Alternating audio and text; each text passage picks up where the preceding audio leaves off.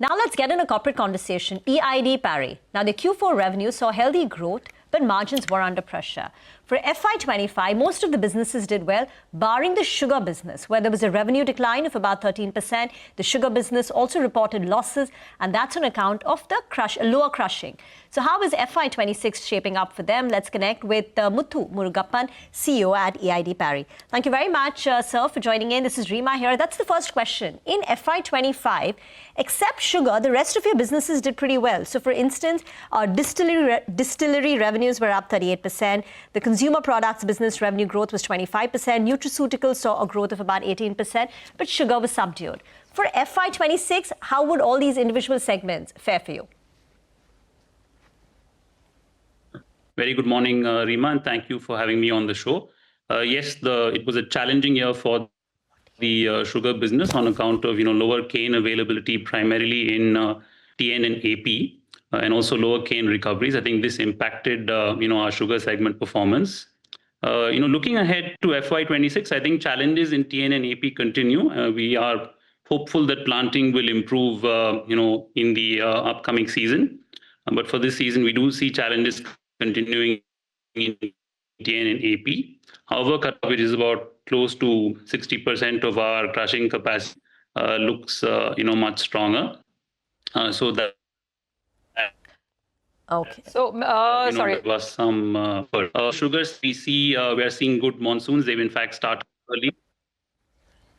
I think that line is slightly that line is slightly patchy, Mr. Murugappan. If you could just recap for us. So you've done, in terms of sugar revenues, this year you've done 1571 crores, which is obviously a decline from last year. The current year, do you expect some of the crushing issues to come back on stream? What is the sugar revenue that you're hoping to achieve this year? If not revenue, in the upcoming year, we're still. Yeah, please go on. So we're still, more cautious on the upcoming. Yeah, we're still more cautious on the upcoming year because of lower cane availability in TN and AP. Also, we're seeing a trend of release quotas, coming down. So from the sugar perspective, it could be a challenging year going forward. Karnataka, however, looks good, from a crop perspective. More broadly, I think monsoons are there, and I think they are expected to be normal. So this should strengthen the general availability and capacity utilizations across the sector. From a price standpoint, given that there's likely to be more sugar in the domestic balance, pricing might correct. But then again, we'll have to see what kind of policy interventions are made on exports as well as on ethanol. And hopefully positive interventions here will bolster pricing. But we're still, quite cautious and rather neutral on the sugar segment. Okay. All right. Hi, Muthu. Good morning. Good to see you. Nigel on this side. Give us a couple of details then on the distillery part of your business. What kind of volumes did you do last year? And since I think you have some capacities that have come on, FY26, we should see a bit of an uptick in terms of volume. So if you could give us a brief number in crore liters. Sure. Thanks, Nigel. The distillery was a good story last year. We did about 16 crore liters of volume. Some of our capacity came on stream. Okay. And for the coming year, in F24, so that was a good growth. If I got the numbers correctly, sir, Muthu, it was 16 crore liters last year.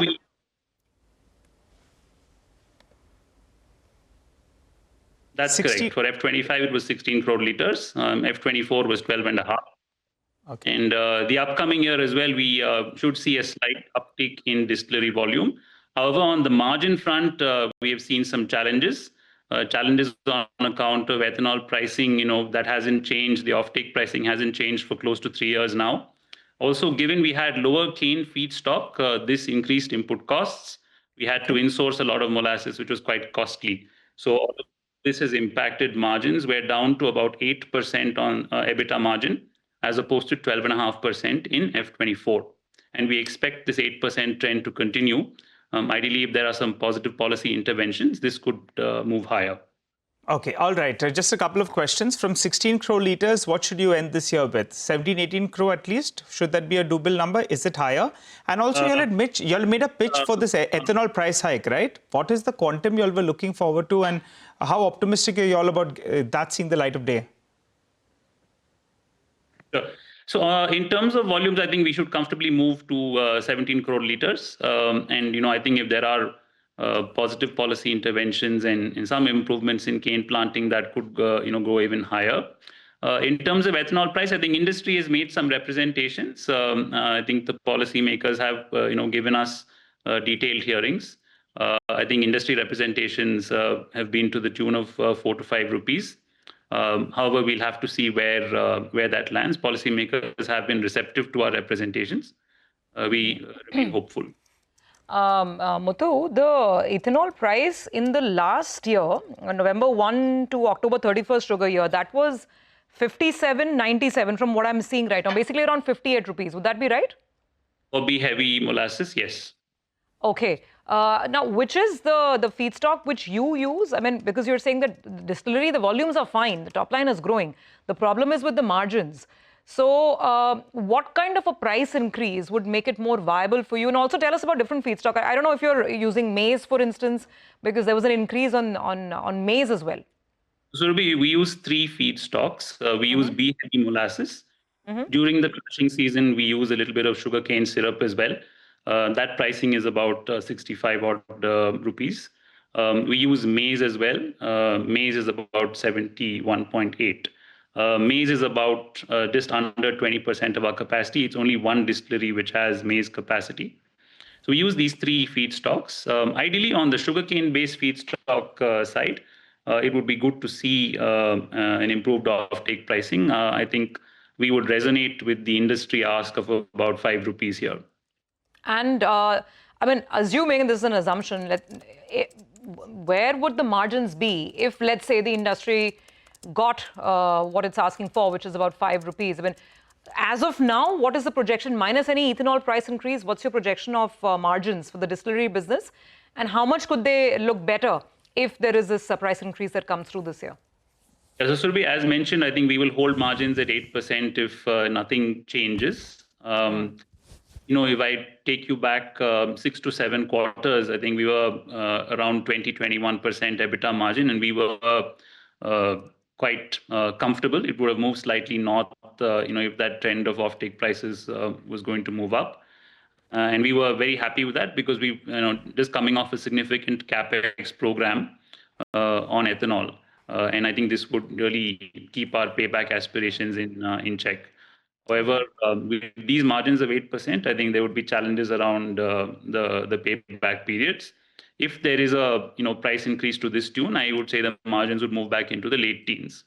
Late teens, okay. That would, of course, your shareholders would really like that. So it all is now hinging on this price increase for ethanol on the B-heavy molasses. Muthu, just want to come to your other business, which has been growing really well as well, and that's consumer products. I mean, there the revenue from about 530 crores has grown this year to about 880 crores. So it's a substantial increase. Give us an overview. I mean, what can we expect from this business? Any new likely launches? And again, the margin profile that you're aiming for this year for this business. So I think, Surabhi, this is a new business which we're building for the future. We have a multi-decadal view on this.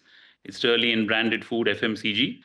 We started off with sweeteners, and if I was to focus on the sweetener segment first, I think our branded white sugar volumes are holding stable. We've put a lot of focus in on the value added, especially the browns, which is jaggery, brown sugar, etc. And I think that has grown. Our value added component is about 12% of overall sales. This is, of course, margin accretive. And also with the trend of consumption of sweetener moving towards more healthier sweeteners, this is in line with the sort of movement of the market. We launched into staples this year, which is beyond sweetener with millets, dal and rice. And this portfolio fared well. It was a good start. We did just under 300 crores of revenue. This will continue. I think we are focused on building a strong organization, a strong team. So how much growth this year in this business? I mean, just a sense, do you touch 1,100 crores of revenue more? On the non-sweetener side, I think we'll grow another 20 to 25%.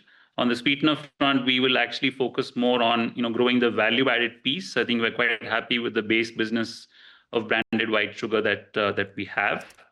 And on the non-sweetener front, on the staples front, rather looking at bringing in more products which are margin accretive on the lines of convenient foods, which is your roti mixes, dosa mixes, so on and so forth. So I think we'd focus on that. Of course, our focus is also on distribution. We closed F25 with a little over 2 lakh outlets of coverage. This will move closer to 3. And we will focus on deepening our presence in the quick commerce, e-commerce, as well as the larger modern trade channels. Thank you very much, Mr. Murugappan, for joining in. That's EID Parry for you.